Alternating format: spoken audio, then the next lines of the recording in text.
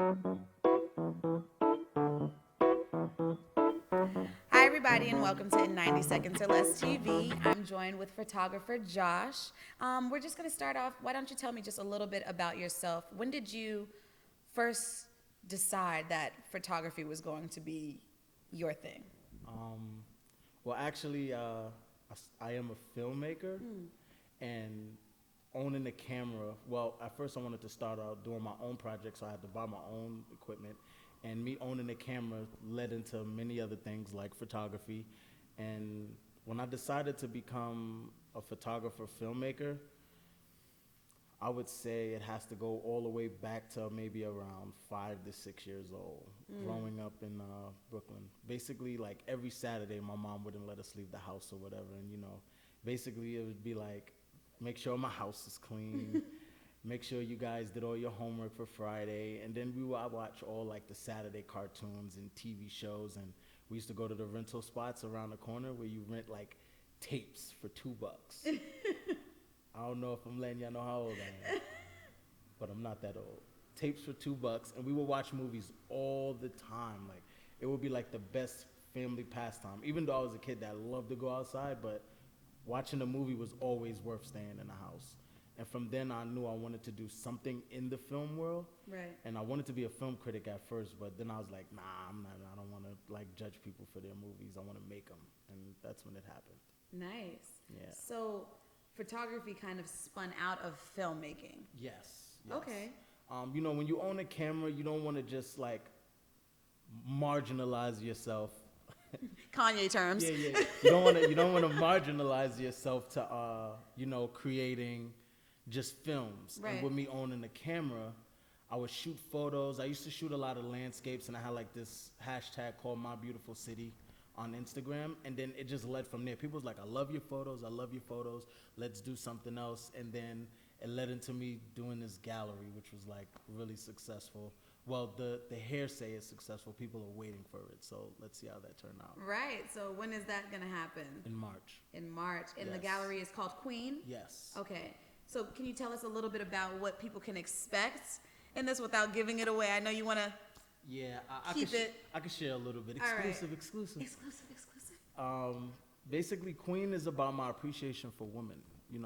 I feel like in today's society, a lot of women are marginalized to look like these models, these Victoria's Secret models.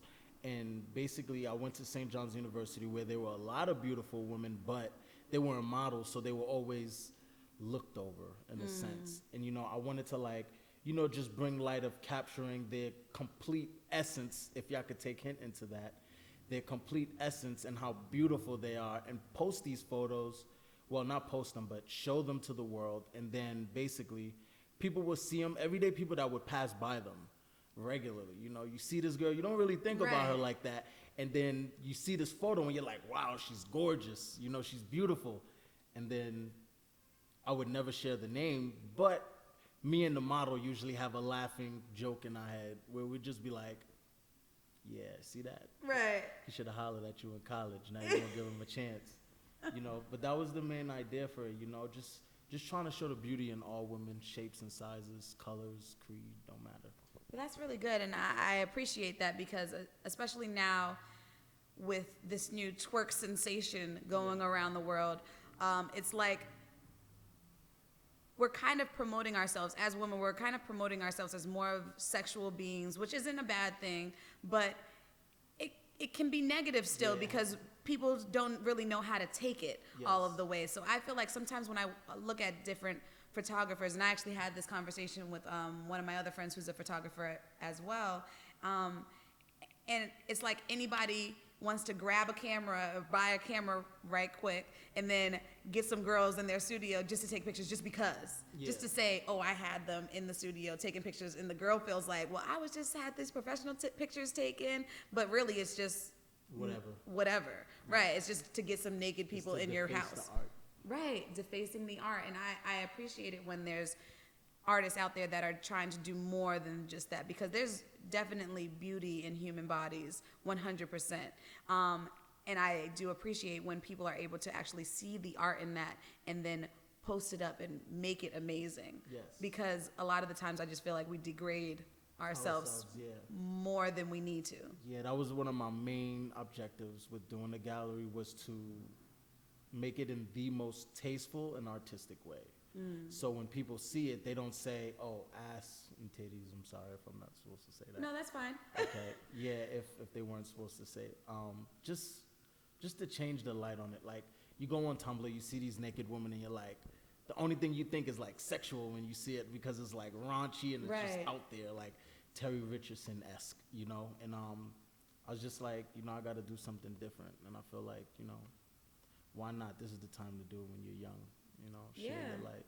Exactly. Why not? So I know March is going to be a big month for you because you have something else happening in March Yes, that's going to yes. come out. So can you tell us a little bit about that project that's Finally, gonna come out? yeah, a lot of people know me for directing a lot of music videos, and that's not what I went to school for. I went to school to make films, and I have a film coming out titled Left, and it's a drama. It's not a documentary. It's a drama about basically going around the No Child Left Behind Act, which is Okay. like a serious thing in America right now, because especially for inner city communities, they're trying to say that the No Child Left Behind Act doesn't work in New York City because of the actual teachers, in which in fact it's the opposite. It's the people that's blaming the teachers, because a lot of these kids, they go home to nothing. They go home to be gangbangers, drug dealers, just running around, because most kids in inner city community live in single parent households. Right. And if your mom works till 6 o'clock, what are you doing? What are you doing from 3 to 6? It's definitely not your homework. Usually, it takes parents to monitor those type of things, Very true. And the kids, they go home and they're not retaining the information. Some parents actually don't care. Not to be like the Bill Cosby of this, but some parents just don't care. And they're just like, I just want you out the morning to go to school so I could go do whatever I have to do. And yeah, so I want to shed light on that, and it's about a teacher struggling with its student, and the teacher doesn't actually know what the lifestyle of these children is, but he actually finds out throughout the film, and then makes his ultimate decision on whether he wants to stay after the school year to make these kids better, or leave and try to share that experience he had with other schools. Nice. Well, that sounds very interesting. I feel like I haven't heard anything about No Child Left Behind in so long because, when that came out, I was in school actually in Boston. So Okay. it was real big, and it was real big there. It was like a very big deal in public schools in Boston. It was like No Child Left Behind. And the only reason why it was kind of messed up is because you end up being in classes with people who just somehow don't get it. Yeah.